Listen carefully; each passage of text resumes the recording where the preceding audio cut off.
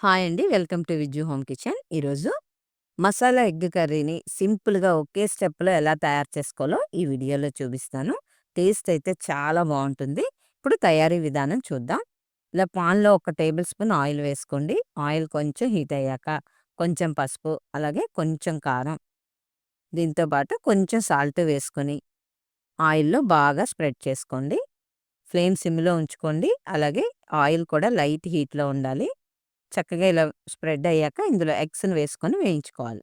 చూడండి, ఎగ్ కూడా ఇలా 4 సైడ్స్ కూడా ఇలా ఘాట్లు పెట్టుకోండి. ఇలా పెట్టుకొని వేయించడం వల్ల ఉప్పు, కారం లోన వరకు వెళ్తుందండి. అలాగే గుడ్లు కూడా చెదిరిపోకుండా వేగుతాయి. ఇవన్నీ ప్లేస్ చేసుకొని చక్కగా ఎర్రగా వచ్చేంత వరకు వేయించండి. చూడండి, ఇలా వస్తే చాలు, ఎగ్‌ని తీసేసుకోవచ్చు. గుడ్డు చూడండి చక్కగా గుడ్డు పాలంగా వేగింది కదా! ఇలా వేగాలంటే గుడ్లుని గట్టిగా ఉడికించుకోవాలి. ఇప్పుడు ఓ ప్లేట్‌లోకి తీసుకొని దీన్ని పక్కన పెట్టుకోండి. ఇప్పుడు ఇదే ఆయిల్‌లో ఇంకొక 2 టేబుల్ స్పూన్స్ ఆయిల్ వేసుకొని, హీట్ అయ్యాక ఉల్లిపాయ ముక్కలు, పచ్చిమిరపకాయ ముక్కలు వేసుకొని ఎర్రగా వేయించండి. ఇక్కడ ఒక 4 ఉల్లిపాయలు తీసుకున్నానండి, మీడియం సైజువి. అలాగే ఒక 4 పచ్చిమిరపకాయలు. ఇవి కొంచెం ఎర్రగా వేగాక అల్లం వెల్లుల్లి పేస్ట్ కూడా ఒక టేబుల్ స్పూన్ వేసుకోవాలి. ఇది కూడా వేసుకొని చక్కగా ఆయిల్‌లో బాగా వేయించండి. వేయించాక దగ్గరగా అవ్వాలన్నమాట, ముద్దలాగా. చూడండి, ఇలా అయినప్పుడు ఇందులో ఒక 3 టమాటాలు మిక్సీ పట్టుకొని వేసుకోండి. చాలా బావుంటుంది టమాటా వేయడం వలన కర్రీ. ఇది కూడా పచ్చివాసన లేకుండా దగ్గరగా అయిపోవాలండి. చూడండి, చక్కగా దగ్గరగా అయింది కదా! ఇప్పుడు ఇందులో మనం మసాలాలని యాడ్ చేసుకోవాలి.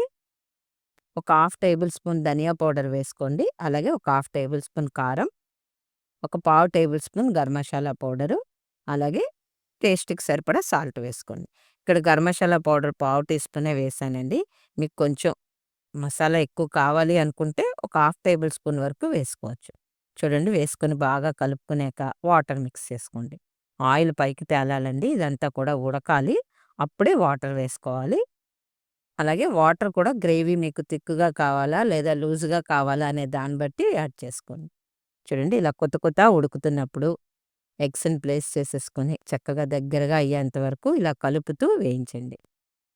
2 వైపులా గుడ్డు తిప్పుతూ వేయించారనుకోండి, గ్రేవీ ఇదంతా కూడా గుడ్డు బాగా పీల్చుకొని టేస్ట్ బావుంటుంది. ఇప్పుడు సన్నగా తరిగిన కొత్తిమీర వేసుకోండి. ఇదంతా మీడియం ఫ్లేమ్‌లోనే చేసుకోవాలి. కొత్తిమీర వేశాక కూడా ఒక నిమిషం పాటు కలుపుకోండి. గ్రేవీ కొంచెం దగ్గరగా అవ్వాలి.